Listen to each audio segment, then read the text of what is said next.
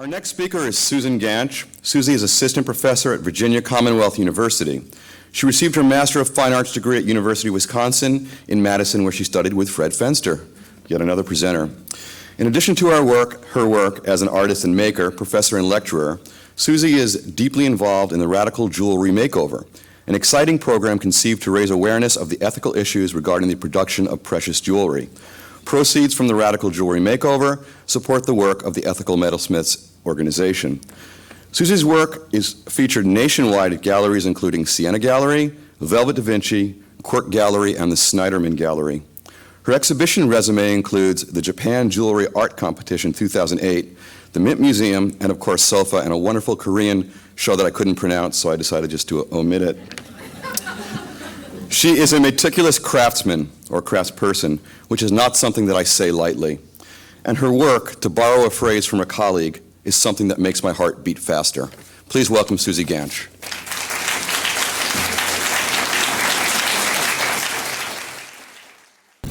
Hi, everybody. Thank you to the Seattle Metal Arts Guild for the opportunity to share my work with you today. I'm honored to share the stage with Fred, Harriet, Gary, and Kristen. I would like to take you through 3 different chapters or bodies of work and explain the motivations and inspirations and questions that drove me, and then also talk about the general things that influence my studio practice and life. This first section is my one-size-fits-all series and was born out of my aversion for chains, clasps, and closures. I worked in a jewelry store as a graduate student. The majority of the repair work entailed fixing broken chains and changing clasps, lobster claws. Clients would ask for larger claws to help their aging fingers work the mechanism. As a way of circumventing that problem in my own work, I started experimenting with different ways to create one-size-fits-all jewelry using stainless steel wire. The first 3 necklaces were basically a figure 8 configuration. The wearer could pull on the top loop to widen the opening for the head or pull on the bottom loop to close it up. From this point, my work was made with spheres. Spheres are quick to produce and allowed me to get at my ideas more quickly. Moreover, the sphere is also the most efficient, least amount of surface area for a liquid to exist in the natural world. These are the kinds of ideas that were going through my head when I was working, which is probably not surprising because my background is in geology. I came into my graduate program at the University of Wisconsin-Madison as a beginner. While learning the technical information as well as the historical and contemporary issues of our field, I still had the need to express my ideas. The simple forms I employed were the perfect vehicle for that to happen. These pieces developed out of a story inspired by music and my love of crop circles and crop circle lore. I envisioned these pieces floating in space, drifting and making the sounds that the music I was obsessively listening to made. The music was an electronica CD by Howie B., and I listened to it overnight, during the day, walking to school, and working in my studio on my headphones. The shapes of the individual pieces were reminiscent of crop circles. I imagined them landing here on Earth to convey a message. I developed an imaginary universal language that in my story was a failure because nobody could understand it. So the ships would land, reveal a message through different mechanisms that opened and closed, and then leave. While the story wasn't necessary for the audience to understand the work, it did drive certain decisions. When I was putting this PowerPoint together, I realized that my process hasn't really changed since this first series. I still work today by formulating a question that can only be answered through the process of making and experimenting. These first pieces are also my first conscious collaboration with material in an attempt to utilize and expose its potential. Stainless steel wire is incredibly springy, strong, and always wants to be straight. By adding a loop or a torque, I could create tension on the form, giving me the results I needed. Rollerball is the first of the 1.5 looping configurations. These pieces were rather large or bulky or prickly to wear. I was consciously playing with scale and wanting whoever would wear these pieces to feel them and be unable to forget that they were wearing jewelry. I think now it was more about me wanting to impose myself and my love of what I was doing on the wearer. Retroflex has a series of elements molting and coming apart or going back together.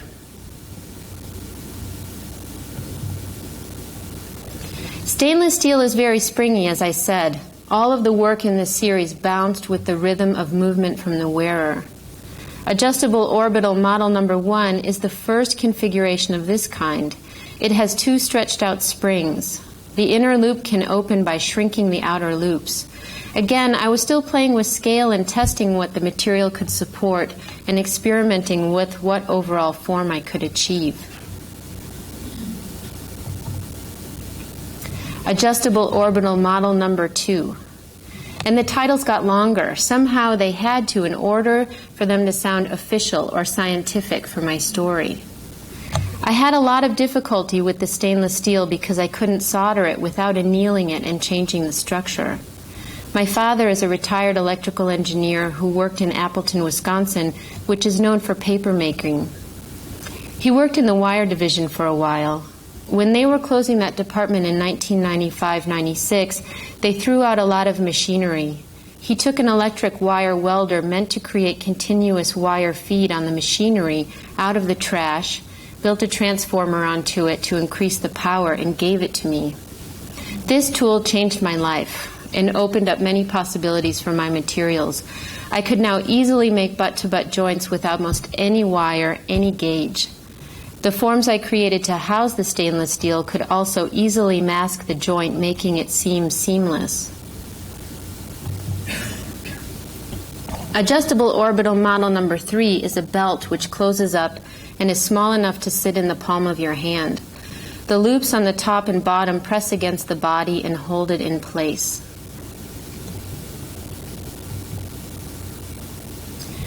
Taillights begins a series that reacted to the frustrations I had with the stainless steel and how finicky it was. These pieces investigated the properties inherent in sterling silver along with universal joints, ball joints, and cold connections.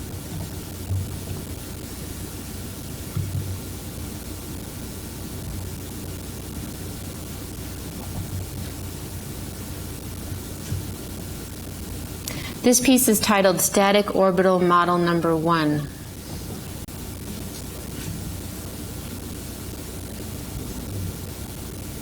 And model number 2. These pieces were an attempt to make the person who wore them have to consider their personal space. I was still playing with scale, but I was also wondering, could they fit through a door, wear a coat, hug someone, or even go to the bathroom? In many ways, they were meant to protect or preserve the space around an individual.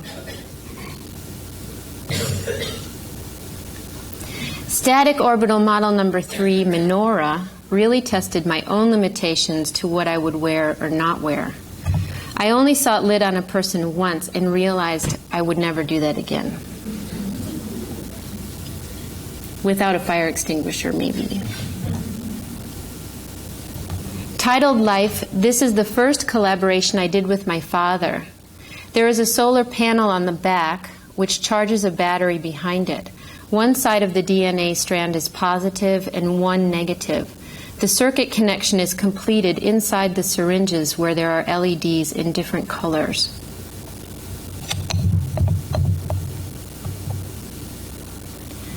I have included several studio shots throughout this presentation to root my making to where I was at the time, but also to point out the importance of place and space. I have been lucky to have had the opportunity to work in studios that really suit my need for open space. I generally design my setup the same everywhere I go, and my instinct to reach for certain things in certain places is pretty ingrained. The studio up on the screen is from when I was a resident at Penland School of Craft for 3 years between 1999 and 2002. This is a particularly great residency for several reasons. It is a long period of time. I was able to balance my studio life between limited production-style work while having the time to experiment and work on ideas that needed more concentrated attention.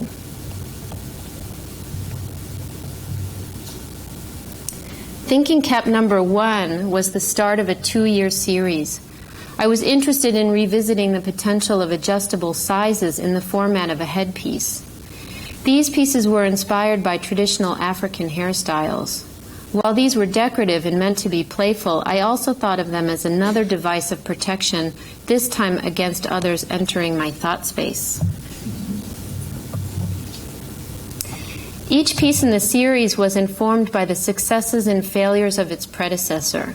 The sterling silver elements housed loose universal joint systems which allowed the caps to fit the shape of any wearer, while the stainless steel allowed it to adjust to the appropriate size.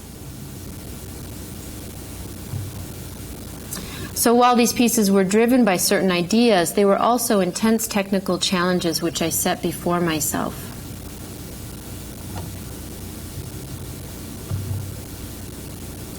When I begin working, I don't really like knowing if something is going to fully succeed. Generally, I have a theory about what it will do, that it'll do this or that, or it'll react a certain way. If there's no mystery or intrigue, sometimes I feel like I'm only going through the motions.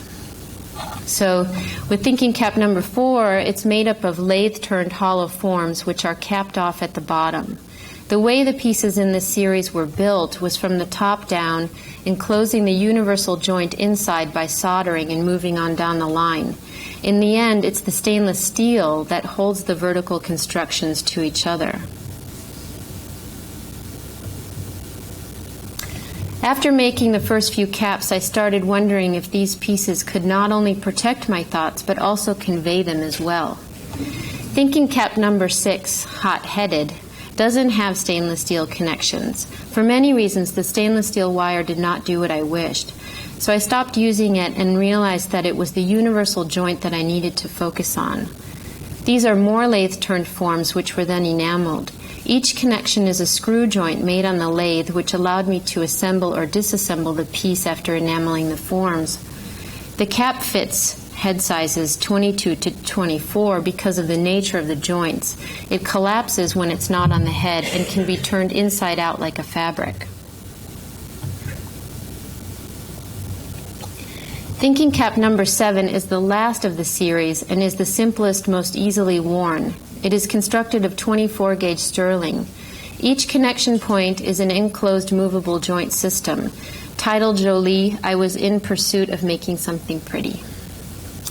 After completing the Thinking Caps, I realized my love for involved projects that consume me, working every day on something for weeks and weeks.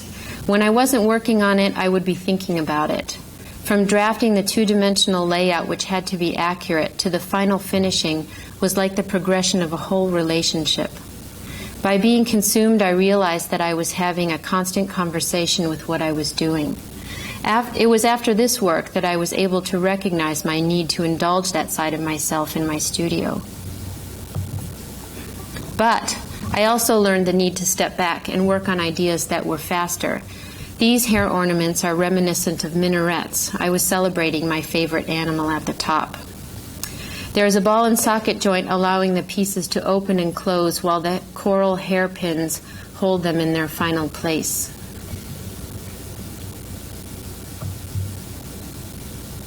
And this is a hinged bracelet.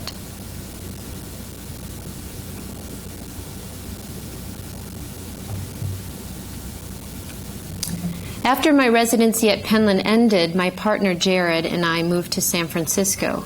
Again, my studio setup has always been extremely important for my work and inspiration. But to tell the truth, this first San Francisco shared studio was not inspiring. No windows, no ventilation, rat traps that actually got billed. And you can see the toilet was right next to my bench. I don't know if you guys see that, but everyone had to leave when somebody had to go to the bathroom. Sorry.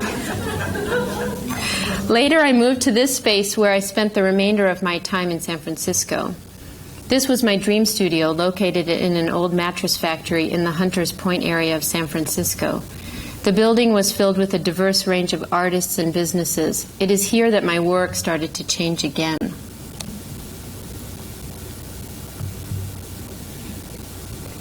This necklace was an attempt at loosening up in my work. It was also an attempt at fusing more traditionally familiar components of jewelry with my own.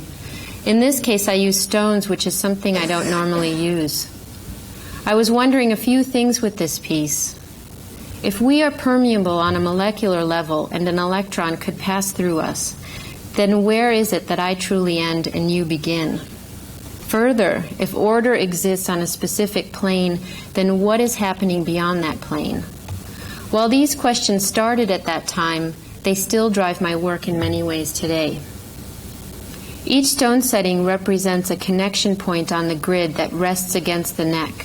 There is an input and output for each connection and 3 tracking systems inside each form. In this way, I was controlling the grid, but letting go past its structure. There is a magnetic closure in the back that zips up, allowing it to be put on or taken off. It was an extremely optimistic time in my life. I was getting married to Jared. I loved where I lived, I loved my studio and my teaching job, and I'm not surprised in hindsight that this work resulted at that time. One of the main structural changes was the introduction of stainless steel cable, which has all the properties of stainless wire, but is super flexible and springs back without kinking. While the elements came off the body to increase the scale of the wearer, it didn't hinder what somebody could do when they wore it. They could hug someone, wear a coat, and generally move about freely.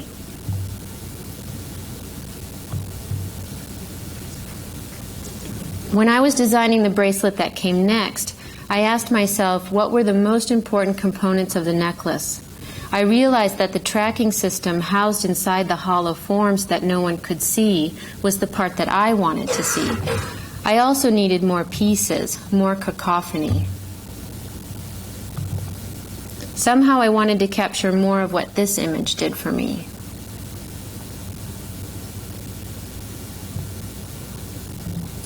Soon after completing this work, I moved to Richmond, Virginia to take my current position as head of the metal program at Virginia Commonwealth University.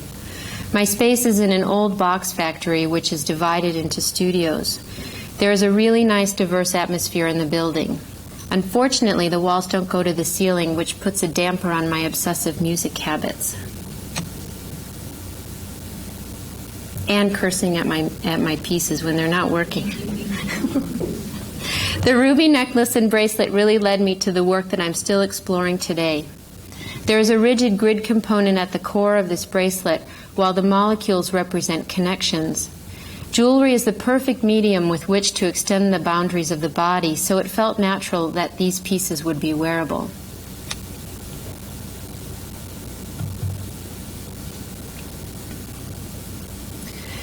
If everything is made up of molecules, cells, and atoms, then what would those feel like? If I could feel the individual molecules of a bracelet as it slid over my hand. The outer shape is reminiscent of a classic bangle, while the inside is made up of hundreds of cast plastic molecules. The stainless rope is extremely strong, yet has limitations. One piece could not obviously support the form, but hundreds can. As well, it can support weight to a point, but then will begin to sag. So I was trying to find balance with this piece.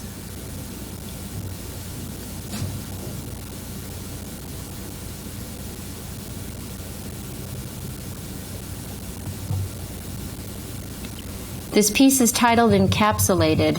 The stainless rope is strung through exterior and interior structures, but then the whole form is soft, malleable, and squishy, with loose molecules floating inside and still representing connections.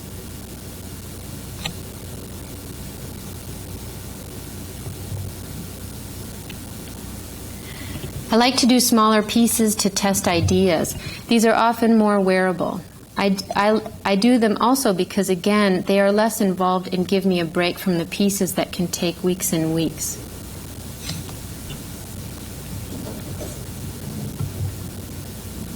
I like to call this brooch splat. I was wondering if I could represent that moment of contact when you are hit with a particle that doesn't fit through.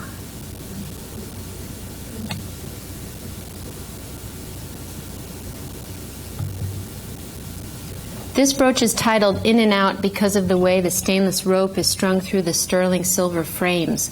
It's a model for a larger form that I'll work on in the future.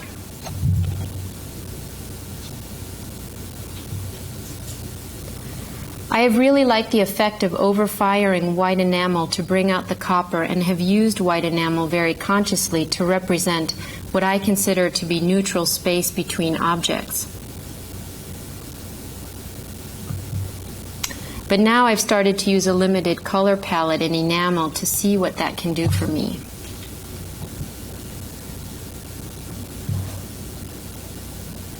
I have also branched off by removing the molecules. I wondered if they too were superfluous ornamentation. These two brooches were studies. That led me to this piece. If I can take away everything that is superfluous about a form, then I only need to represent it using line. This is also my three-dimensional rendering of a CAD drawing.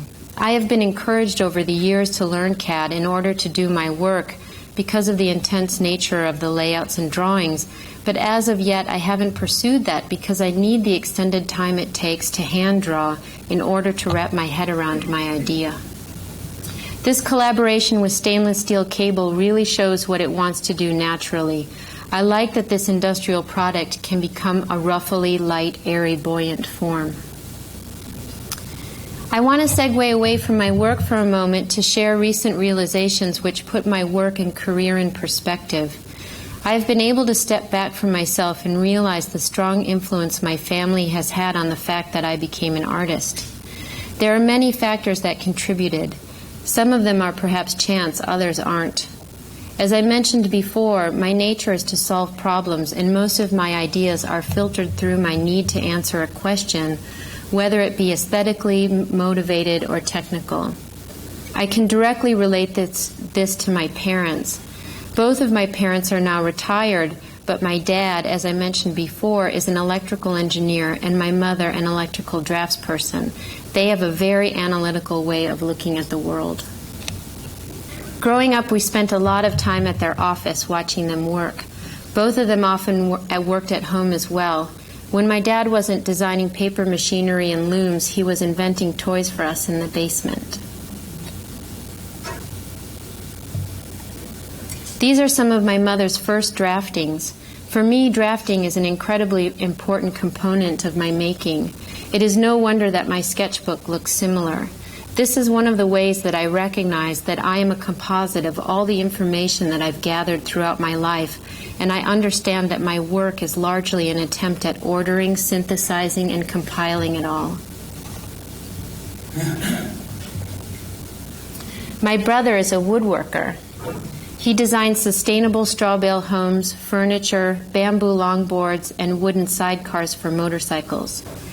Both of us have bachelors of science in geology, and we both dream that we'll have a studio together one day, actually. My mother's father was a watchmaker and owned a store in Budapest selling watches and jewelry before World War II. He is the man in the doorway. And my great-uncle on my father's side was a well-known painter in Hungary. This is a gift he drew for his brother at the birth of his twins, my grandmother and her brother. My great-uncle is the bald, giggly man in the center.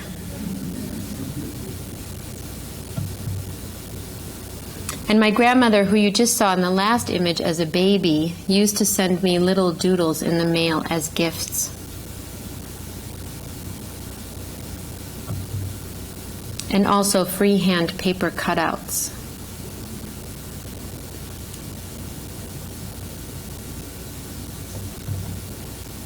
And finally, my dad's sister was an illustrator for the advertising industry in Budapest. So much of my family used their creative problem-solving skills that I feel now more that I walk in their path rather than having forged my own. Having that connection has been a very important realization. Now when I step back into my studio, I feel much more connected to my lineage of creative makers.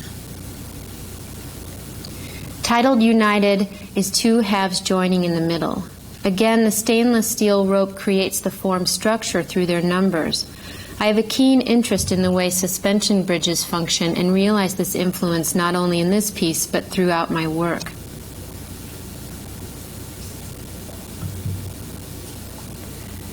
I had the opportunity to do an experimental installation at Quirk Gallery and wondered what it would be like if the floor could meet the ceiling. The cast plastic forms have magnets embedded in them. In a sense, the ceiling is holding up the floor because of the attraction. There is anywhere between 1.5 inches apart to touching. The magnets wanted desperately to touch each other because there's a 10-pound pull on them. If someone disrupted any of the pieces, they would start sensing each other and start trying to touch. The whole installation would begin to move. There were several questions on my mind when I designed the sculpture, such as, could I complete a rigid enclosed three-dimensional object where the X component was solid and the Y flexible?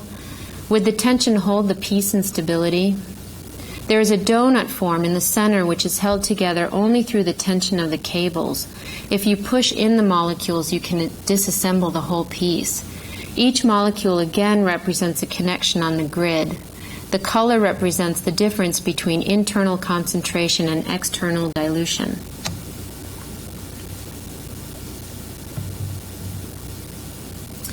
I fluctuate between different elements, molecules, simple rings, and plastic pieces. These function as endings in the various constructions I use. This bracelet is quite large, mostly unwearable, and again, the molecules act as a marker for each structural connection in the piece. The whole front end is flexible because of the steel rope. I really am connected to the body with my work and like that attachment both physically and conceptually. So to keep my intention clear, I constructed the mount for this bracelet to be the length of my arm. The bracelet sits where it would be worn.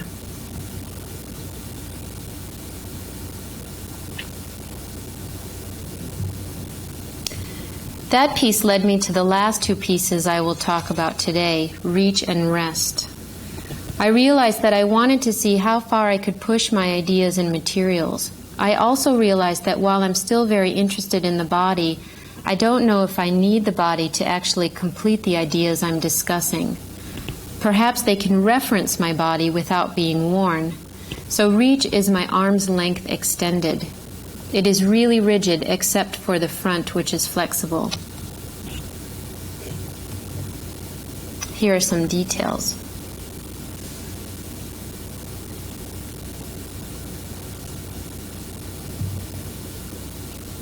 And this is rest. It is the length of both my arms and is meant to represent rest.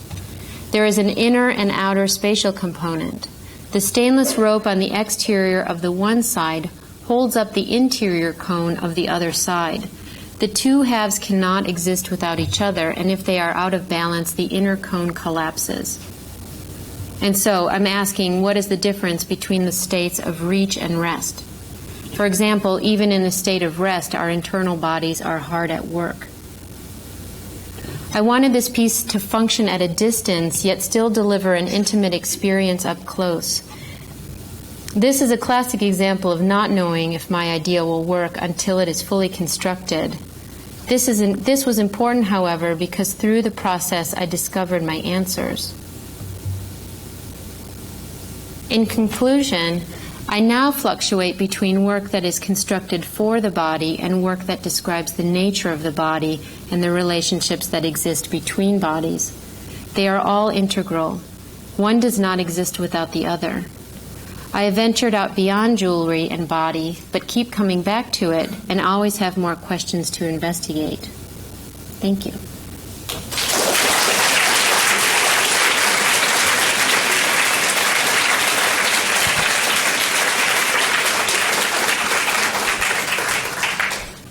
Does anybody have any questions? Yeah. What molecules are you representing? Well, some of them are pretty random, but some of them, like there's water in there and things like that. There's oxygen, but some of them are also made up. Anything else? Yeah. What's my brother's name? Dan. Or Danny. I like to call him Danny. Same last name, Ganch. Yeah. He actually has a website. It's called Acorn Ent, as in enterprises. Yeah. Well, so far we've had 2 of them. We're on our 3rd right now. I leave tomorrow to go finish it. The first one was in Richmond, Virginia at Quirk Gallery and was part of a curatorial project that I did for a year there in their experimental installation space called The Vault. And the second one was at Millersville in Pennsylvania in Lancaster. And the third one is in San Francisco in the Bay Area. And right now, 7 schools have been working on jewelry, and all of the work is at the Velvet Da Vinci. I'm flying out tomorrow to go document and install the exhibition. It opens on Friday. I'm really excited. Did you have a question? Well, can you tell us what it is, what is direct jewelry makeover, and then also can you tell us a little bit about your involvement in what it is? Sure. My involvement with the ethical metalsmiths is really only through the Radical Jewelry Makeover, and I work with Christina Miller. So the Radical Jewelry Makeover is it's a community-based project where we solicit donations from the communities that we go into. So in Richmond, for instance, we sent out a call for donations and asked people to mine their jewelry boxes for unwanted jewelry. And so people donated amazing amounts. I mean, one donation we had was a garbage bag that took 3 people to lift it up onto the table, which was amazing. And so we get anything from gold and silver to pot metal and plastic beads and things like that. We document all of the incoming donations. Every donation is assessed with a value so that the donors can then reclaim a piece at the end of the exhibition with a discount rate off of whatever they want to purchase based on what they donated. And then the material is separated into different categories. So gold and silver are separated, and diamonds and stones are separated out, and then plastic and pot metal and plated things. And then the students are allowed to take the material and then rework it. And at the same time, we do technical demonstrations and things on how to refine the material, and also what strategies they might employ if you can't solder it, and other things like that. And then we've also gotten donations from Hoover and Strong. They've been really supportive of our project to give us solder and different materials that we need on top of it, like findings and things like that. And then at the same time, we also talk about the mining industry, metal issues, sustainability, where our metal comes from. That, with this project, what's fantastic about it is that we can actually track where that metal came from. It came from Susie Ganch's jewelry box, whereas now where you get your metal, you oftentimes don't know where it comes from. So this is a way of knowing where the material comes from. And then the work is installed into an exhibition and priced and things like that and documented, and people come in that have donated and then they can reclaim a piece. And it's pretty exciting. People come into the gallery and they're looking for that thing that's recognizable that they donated. That, oh my God, there's that plastic flower I donated from that ring. And to us, what's really cool about that is that it talks about what is value. Is it gold or silver, or is it the memory of that plastic flower? And so there's a great mix of kind of evening the playing field on materials and using it as whatever it needs to be made into, whatever the student decides to use it for, which is exciting. Did I answer everything? Okay, good. I have one more question about that. Yeah. How many pieces did you get out of that? Well, I've been told, Mike and Elizabeth called me from the Velvet Da Vinci on Thursday night as I was packing, and Elizabeth left this message. She sounded a little frantic. She goes, "Susie, we have hundreds of donations." And I was like, oh my God, that's so great. It's going to be fantastic. So with 7 schools, we've had 200 students working on this project. In In Richmond, 55 of my students created 200 pieces of jewelry in 4 days. And we turned it into more of a workshop setting where they were skipping class. I mean, I had a bad name in my department for the rest of the semester, but the students were skipping class. We were there as many hours of the day as we could, and we collapsed all the classes together. So we were trying to encourage collaboration between beginners up through graduate students. So if a beginner student couldn't finish a project because they technically didn't understand how to do it, they could pass it off to somebody else. And it was really a fantastic way to work so that the students learned that, they could collaborate with each other to get these projects done. And so in Millersville, it was the same thing. I think, we made over 200 pieces of jewelry in Millersville in a week. And then we install the exhibition using recycled cardboard boxes that we build pedestals and install in the gallery space. Yes? Will the pieces of this thing be on the Rollerball website? Yeah, they will. So part of the reason I have to go so early is that Christina and Susan Kingsley and I are documenting everything so that it can go up on the website. Yeah, so it'll be up there. We also have a blog, so you should check out our blog. It's the Radical Jewelry Makeover blog. So there's information on there too. Anything else? Yeah. Do the profits then go back into that? Yeah, the profits go to ethical metalsmiths. But what's great is that, so they are filtered through ethical metalsmiths, but then they come back to the Radical Jewelry Makeover project. So it helps us to design. We want to do another catalog, for instance, so we can take that money and use it for the coming projects. The next one we're doing is going to be at Penland School of Craft next summer.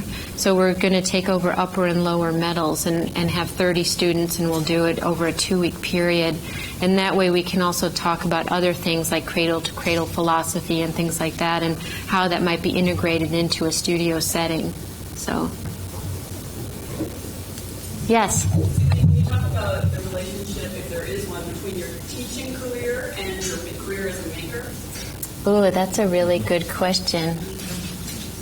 Well, I think they're inherently linked. They're married to each other now because that's my life. It has been a big change to be a full-time teacher, especially with the way that I work, that I indulge my studio practice so much where I like to be fully immersed in what I'm doing. And so I've had to sort of relearn the way that I need to work. I have to stop my conversation in the studio and go back to school.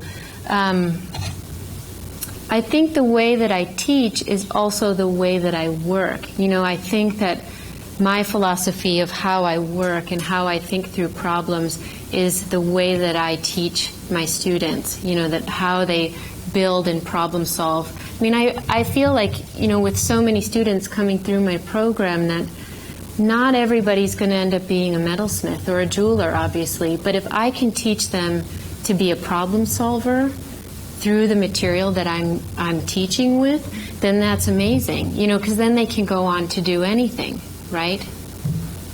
Does that answer that? Okay, good. Anything else? Thank you.